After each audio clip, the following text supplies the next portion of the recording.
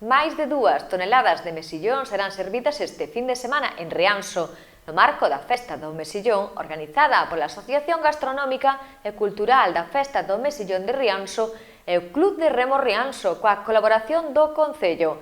A Consellería de Innovación e distintas organizacións de produtores e empresas como Aspromeri, Odmega, Rianxeira, Aines, o Consello Regulador do Mexillón de Galicia, entre outros.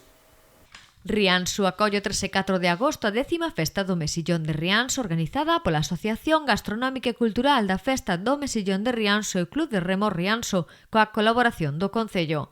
A Festa do Mexillón, que xa vai pola 10ª edición, é un evento que atrae multitude de persoas de toda a comarca. Esta mañá a cita foi presentada no Auditorio de Rianxo. No acto participaron o alcalde Adolfo Muiños, a concelleira Mari Carmen Figueireu, presidente do Club de Remo Ramón Vicente, que destacaron a gran implicación tanto do Clube de Remo como doutras entidades nesta cita. O 10º aniversario da Festa do Mexillón, creemos que para nós moi importante chegar a este punto, xa que estamos falando que son 10 anos que se fixeron moitísimas cousas, donde hubo moita implicación de moita persona, moito rapaz, que a vez pues, nos axudaron a que isto sea posible.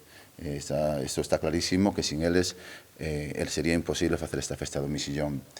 Falar un pouco do tema da calidade do produto. Este ano non é un ano de grandes carnes do mexillón, pero bueno, nós desde a Festa do Mexillón queremos atraer ao público un pouco con mexillón de moitísima calidade. De feito, estamos facendo probas para que polo menos o mexillón de vapor pois que sea de unhas condiciones moi favorables para o consumidor.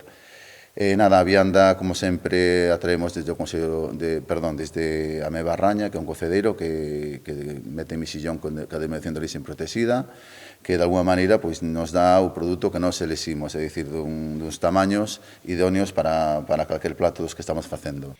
A organización conta con 3.000 racións que serán preparadas de 8 maneiras diferentes e mesmo con pratos innovadores. Os mexillóns preparados por varios cociñeiros serviránse ao vapor en empanada de millo, en empanada de trigo, a vinagreta en escabeche, en croquetas, en tartaletas e terra mar con fabas.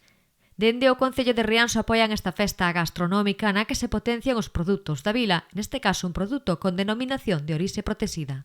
Un fin de semana completo, mencionamos o do sábado, pero un día grande tamén ven o domingo, donde a partir das 10:30 haberá música e a degustación a partir da 1 da tarde na carpa.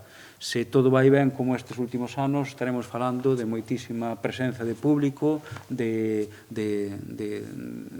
dunhos pratos, ademais, tremendamente agarimosos, no sentido que están preparados con moitísimo cariño por parte do Clube de Remo, coa implicación de familias, de remeiros e de remeiras, da directiva, todos contribúen a que esta festa sexa un éxito. Hai outras que son profesionais, quen as dirixe. Aquí estamos falando dun colectivo, dunha comunidade arredor dun deporte como é o remo, que se volca en potenciar un alimento tan noso como é o mexillón.